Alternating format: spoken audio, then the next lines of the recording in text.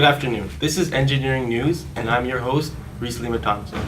On May 23, 2004, the ceiling of the Terminal 2E in the French airport Charles de Gaulle collapsed, causing 4 deaths and injuring 3 others. The architect of the terminal publicly blamed the structural firms Watson and Brady, B6, Herve, and Leon Grove, as well as the engineering firm Showed a Bossu. Let's look at the 3 parties involved in the making of the airport. Paul Andrew and his firm were hired to build Terminal 2E. Paul has been accused of ignoring warning signs, as a source says, quote, "A file of documents sent anonymously to the investigating judge alleged that Paul Andrew had been dictatorial and ordered safety experts concerned about the project to keep quiet," end quote. These documents, which Paul calls a tissue of lies, state that Paul acted all-powerful and was reckless. Here we can see that Paul violates Section 77.1.I, Section 77.2.I, and Section 77.7 of the Professional Engineers Act of Ontario. Section 77.1.II is also applicable, as the design wasn't realistic, even though he claims otherwise. In fact, Paul denies these accusations, stating that the terminal design was, quote, "original but not daring," and that everything was done within the regulation. The official investigation report stated that the design failed for 2 reasons. Process failure, a lack of detailed analysis and inadequate design checking allowed construction of a poorly engineered structure, and structural engineering failure. A number of design flaws were not caught during construction, including 1. A lack of redundant supports, 2. Poorly placed reinforcing steel, 3. Weak outer steel struts, 4. Weak concrete support beams, and 5. Low resistance to temperature. This shows that Paul isn't solely the one to blame. The construction and the engineering firm Watson and Brady, B6, Herve and Leon Gross, and Sechot et Bossuet clearly did not hold their end of the bargain. We can see both firms violated Section 77.1.I, 77.1.II, 77.1.V, and Section 77.2.I. If we were to look at their actions via the Section 72 of the Professional Engineers Act of Ontario, we see that Paul violated Section 72.2.A, negligence, Section 72.2.B, the construction firm violated Section 72.2.A, negligence, and Section 72.2.B. The engineering firm, the one who should have brought forward the issues and failed the public, violated Section 72.2.A, negligence, Section 72.2.B, failure to make reasonable provision, Section 72.2.D. In fact, the failure of Section 72.2.F is a result as best described by New York Times reporter Christopher Hawthorne, quote, "It is in translating the design from one office to the next that mistakes are amplified and become deadly," end quote.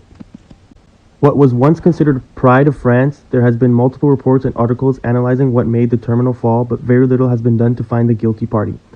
Legally, there are several aspects of this case that can be targeted. Tort law, the law of wrongdoing, takes a large toll as there was several misgivings in the construction of CDG Terminal 2E. This law was established in 1932 through Donahue versus Stevenson case, where the plaintiff was sick after drinking the ginger beer that the company manufactured because there was a dead snail at the bottom. Tort law has a simple 3-case test that helps determine its applicability. Defendant owed plaintiff a duty of care, defendant breached duty of their own conduct, and defendant conduct caused injury to plaintiff. Another case of tort law that can be highlighted for this case is Winnipeg Condos versus Bird Construction, which took place in 1995, and a similar case between Vargo versus Canmore in 2013.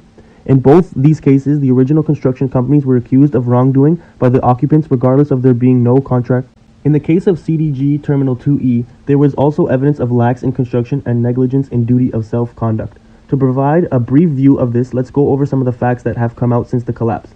Several sources at the construction and engineering company have stated that they had grievances with the design and regardless had kept quiet because of Paul Andrew's firm hand.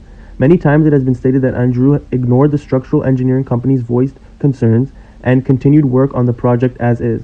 Furthermore, multiple support pillars had to be reinforced during construction because some began to crack when the terminal hall was placed on them, suggesting faulty construction before the terminal even opened. Even after ignoring all these faults in design, the terminal was opened a year late. In this case, the expected plaintiffs were victims of the accident, and after considering the several reasons for the collapse, the defendants were deemed to be the construction firms Watson and Brady, B6, Herve and Leon Gross, and the structural engineering firm Sechot et Bossuet, and Paul Andrew, the architect. The expected decision is that there will be several concurrent tortfeasors. Although the judge will ultimately decide the blame, it is expected that Paul Andrew will be held most accountable, as it was his negligence during the design and construction process that led him to meeting all 3 tests for tort law. Moreover, ADP will be expected to pay a hefty sum for the damages through vicarious liability since Andrew was under their employment at the time. The airport had totaled a loss of about $900 million, the price of construction for the terminal. The engineering firm, Sochaux et Bossiut, will be held second most accountable. They will also owe a duty of care since their conduct caused injury to the plaintiff. The company kept quiet after Andrew instructed them to. Lastly, the construction company met two tests of tort law. They breached duty of their own conduct, and their conduct caused injury to plaintiff. During construction, cracking was appearing in the structure before the opening, and the company covered it up by filling the cracks and continuing work. In conclusion, the collapse of Terminal 2E was truly a catastrophe. It shows how overlooking a few minor details in the engineering process can spiral into disaster. The situation should have never happened, and our thoughts and prayers goes to the families of those affected.